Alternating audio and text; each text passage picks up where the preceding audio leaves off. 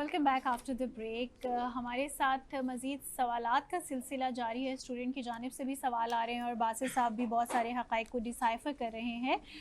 मज़ीद किसका सवाल है?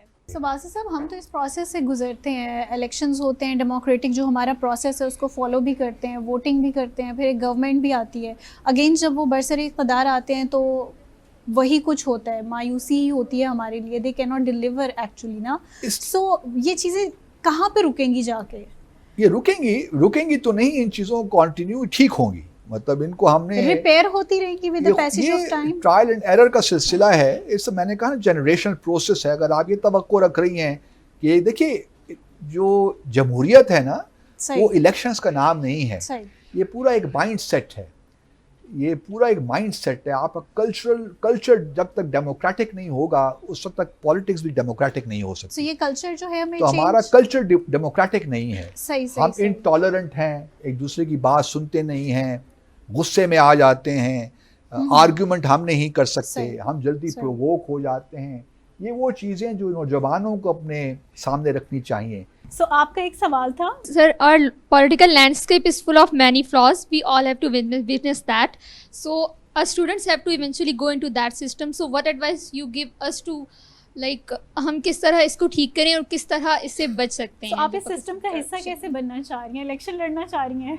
नहीं सर, मैम जैसे एज अ फॉरेन ऑफिसर भी हम पॉलिटिकल सिस्टम का हिस्सा होते हैं, हम CSS परस्यू करके गवर्नमेंट ऑफिसर बन के भी हम इसी पॉलिटिकल सिस्टम का हिस्सा हैं। लाइक अगर आप एक डिसीजन नहीं लेना चाह रहे पर आप पे पॉलिटिकल प्रेशर है, आप पे MNAs का प्रेशर है कि आपको ये इस करप्शन में इन्वॉल्व होना है, बट आपको करना नहीं चाह रहे, पर उनका ये है कि आपने करना ही करना है, तो आप उसको किस तरीके से हैंडल कर सकते हैं? इसके लिए बड़ी हिम्मत चाहिए होती है। मुझे भी बाज़ औक़ात वो हिम्मत जो बासिर साहब ने कई मर्तबा दिखाई है अपने कैरियर के बीच में, तो मतलब आपको सफ़र करना पड़ता है, आपको उसके लिए तैयार रहना चाहिए कि जिस पॉलिटिकल सिस्टम के ख़िलाफ़ आप नबरद आज़मा होते हैं, तो उसमें जब आप किसी एक रास्ते पे चलना चाहते हैं तो ये नहीं हो सकता कि you will have the best of everything. अगर आप अपने प्रिंसिपल्स के साथ खड़े हैं तो फिर आपको कहीं ना कहीं कंप्रोमाइज़ देखिए ज़िंदगी का हिस्सा होता है। कंप्रोमाइज़ के बगैर ज़िंदगी आगे चलती नहीं है, लेकिन कंप्रोमाइज़ उस हद तक ना हो जाएं जहाँ बिल्कुल आप ऐसा लगे वैल्यूज़। अब क्या है, देखिए वैल्यू भी it varies from society to society. Values तो एक होती है ना, यूनिवर्सल वैल्यूज हैं, वो एक बड़ा ऑल इनकम्पेंसिंग कॉन्सेप्ट है, जिसके तहत रहकर आप बगैर अपनी वैल्यूज को कंप्रोमाइज़ किए वो भी बीच का रास्ता निकाल लेते हैं। लेकिन इसके लिए टैक्टफुल होना बड़ा ज़रूरी है। लेकिन बहरहाल हमारे यहाँ, हमारे मुल्क में ऐसी बहुत सी मिसालें मौजूद हैं जो कि जिन्होंने हमेशा प्रिंसिपल्स के साथ खड़े हुए, लेकिन CSS करने के बाद या सरकारी मुलाजमत में बहुत सी कुर्बानियाँ भी लोगों ने दी, और उसमें हमारे पास बड़ी अच्छी अच्छी मिसालें भी हैं, लेकिन वो बहुत कम मिसालें हैं। ज़्यादातर लोग पॉलिटिकल प्रेशर में आ जाते हैं, हर किसी को अच्छी पोस्टिंग चाहिए, हर किसी को ग्रेड 22 भी चाहिए, क्योंकि वही हमारा एक हाईएस्ट है ना। एक पाकिस्तानी मुलाजमत करते हैं तो आप ग्रेड 22 में रिटायर होना चाहते हैं। सर, जैसे हम कश्मीर डिस्प्यूट पे बात कर रहे थे, तो एक थ्योरी जो पिच की जा रही है कि पाकिस्तान और इंडिया ने कश्मीर डिस्प्यूटमेंट की अनऑफिशियल सेटलमेंट कर ली है, तो इसके बारे में आपका क्या व्यू है? देखिए, मैं इस बारे में बड़ा क्लियर हूँ। देयर इज अ सेइंग कि if you do not stand for anything और for something, if you do not stand for something you will fall for anything. ये एक ज़िंदगी का असूल है कि जब आप किसी ख़ास एक मकसद पे खड़े नहीं होते तो फिर तो सब चीज़ें आपके लिए बेमानी हो जाती हैं। तो कश्मीर एक ऐसा इशू है, और मैं इस बात को मैं रियलाइज़ करता हूँ कि हमसे इतनी गलतियाँ हुई हैं इस सारे मामले में, और हमने तो कश्मीर प्लेटर पे रख के भारत को दे दिया, सच्ची बात तो यही है। लेकिन जहाँ तक कश्मीरियों का ताल्लुक़ है, वो तो अभी अपनी जद्दोजहद जारी रखे हुए हैं। हमारा कुछ थोड़ा बहुत हम इनडिसाइसिव हो गए हैं, हमारे यहाँ क्लैरिटी नहीं है कि हम क्या करना चाहते हैं कश्मीर के साथ, हमारी क्या अपनी बॉटम लाइन क्या है, रेड लाइंस क्या हैं। तो मेरे ख्याल में पहला तो अमल ये होना चाहिए कि अपने अंदर क्लैरिटी हम लेकर आएँ कि हम क्या चाहते हैं, हम कश्मीर को सपोर्ट करने के लिए किस हद तक जा सकते हैं। अभी तक वो क्लैरिटी मुझे अपने सिस्टम के अंदर नज़र नहीं आ रही। जब तक वो क्लैरिटी नहीं आएगी उस वक्त तक आप कोई सही पॉलिसी बना नहीं सकते, کوئی افیکٹو ڈپلومیسی نہیں کر سکتے. 5 اگست 2019 کے بعد ہم نے دیکھا کہ کہا کہ جی ہم اپنے ڈپلومیٹک ریلیشنز ڈاؤن گریڈ کر رہے ہیں, ہم بھارت کے ساتھ تجارت نہیں کریں گے. ہم نے سرینا ہوٹل کے بارے کو کرفیو کلاک بھی لگا دیا تھا. ہم نے یہ کہا کہ ہم ہر جمعے آدھے گھنٹے کے لیے کشمیر کے ساتھ یکجہتی کرنے کے لیے کھڑے بھی ہوا کریں گے. وہ تمام چیزیں ہوا میں ایویپوریٹ ہو گئی ہیں. بلکہ اسی حکومت میں باتیں ہوئی کہ جی ٹریڈ بھارت سے بڑا ضروری ہے کرنا, ہمیں بڑا نقصان ہو رہا ہے, یہ ہو رہا ہے, وہ ہو رہا ہے. وہ سرینا ہوٹل سے وہ جو کلاک لگا تھا وہ بھی غائب ہو گیا. صحیح. جمعے کے دن اب ہم کھڑے بھی نہیں ہوتے کشمیر کی. تو ہم میں کنسسٹنسی نہیں ہے اس معاملے میں. لیکن میں یہ بھی نہیں کہہ رہا کہ ہمیں بالکل ایک فلیکسیبل نہیں ہونا چاہیے. مجھے لگتا ہے کہ کہیں نہ کہیں کمپرومائزز کرنے پڑیں گے, اور کمپرومائز کوئی ایسا فارمولہ نکالنا پڑے گا جو کہ کشمیریوں کو بھی قابل قبول ہو. اور میرا کوشچن یہ آپ سے, پاس کر لیں please. why Indians abrogate Article 370? Because according to them they did it to maintain peace in Kashmir and for the development of Kashmir. But what's the reality and what are the problems that Kashmiris faced after this act? دیکھیے جموں اور کشمیر کی reality بڑی clear ہے. 370 جو ہے article 370 اور 35A وہ تو بی جے پی کے الیکشن مینیفیسٹو میں بھی تھا. 2014 میں جب الیکشن لڑا تھا نا تو اس وقت بھی تھا کہ ہم یہ جو خصوصی حیثیت ہے مقبوضہ جموں اور کشمیر کی ہم سے لے لیں گے. دیکھیے مقبوضہ جموں اور کشمیر کی خصوصی حیثیت تو امپورٹنٹ ہے ہی ہے, لیکن اصل معاملہ 35A کا ہے, آرٹیکل 35A کا ہے.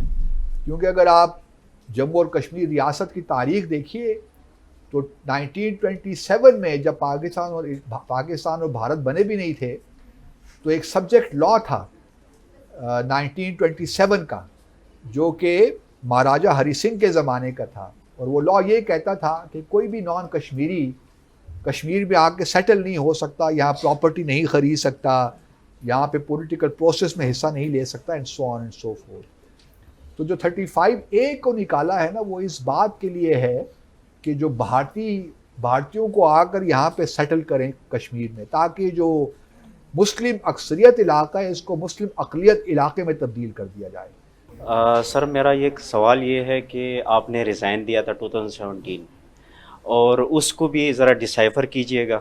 مجھے مطلب یہ ایک محسوس ہوا کہ مجھے یہ کہا گیا کہ آپ آئیے اسلام آباد, دہلی سے واپس اسلام آباد تشریف لائیے اور اپنے جو جونیئر ہے اس کے ساتھ اس کے انڈر کام کیجیے. وہ میرے لیے قابل قبول نہیں تھا. میں نے کہا کہ جی پھر مجھے معاف کیجیے, میں پھر فوراً سروس چھوڑ ہی دیتا ہوں, جان چھڑائیے اس سے. Sir, my question is regarding the economies about both Pakistan and India. Sir, you have served there and you have observed their culture and their policies and their government and politics. So, sir, we can see that the Indian economy is significantly growing these days, and they are among top 5 economies. So, sir, what are the cause of our economy that they are worse? Pakistan's economy is not, I mean, I do see problems, serious problems in our economy.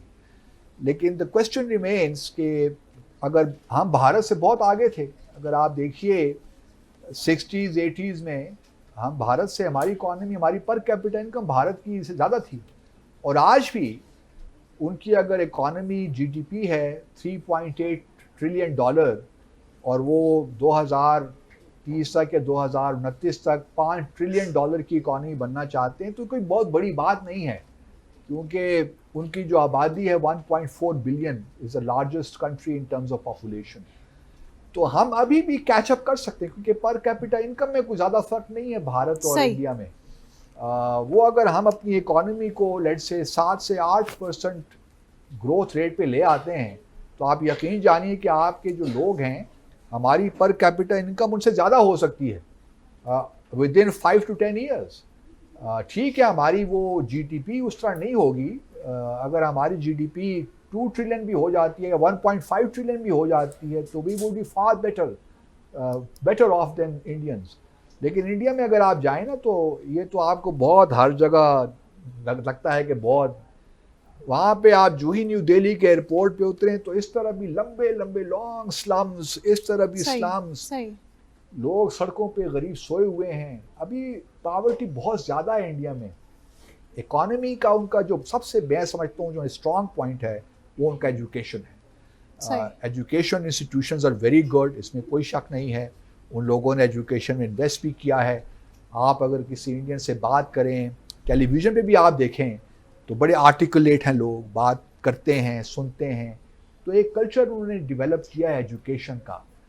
Sir, my question is, as India trying to become permanent member of UNSC, as inculcating its G4 model, so hypothetically, if it's become a permanent member, so it's probably try to veto every resolution that passed favor of Pakistan. So why not we try to make LOC as a permanent border, because due to settler colonization India in Jammu and Kashmir.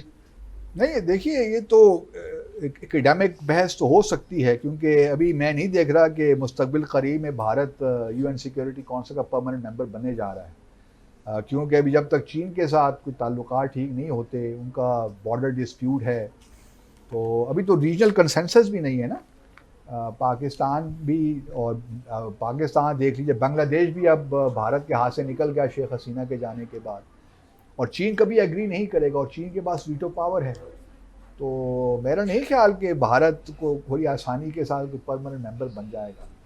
لیکن اگر بھارت کو, جب میں وہاں پہ تھا تو میں اکثر اجیت دوول سے بھی یہی کہتا تھا اور جے شنکر سے بھی یہی کہتا تھا کہ دیکھیے, آپ کو اگر اپنی ورلڈ ایسپریشنز ریئلائز کرنی ہیں تو آپ کے لیے فنڈامنٹل چیز ہے کہ اپنے جو ڈسپیوٹس ہیں پاکستان کے ساتھ, نیپال کے ساتھ یا چین کے ساتھ, یہ پہلے ختم کرنے ہوں گے, تب کہیں جا کے آپ کوالیفائی کریں گے. اور پھر آپ خود UN سیکیورٹی کونسل کی قراردادوں کے خلاف کام کر رہے ہیں, ان کو امپلیمنٹ نہیں ہونے دے رہے, تو ہم آپ کو UN سیکیورٹی کونسل کا ممبر کیوں بنائیں؟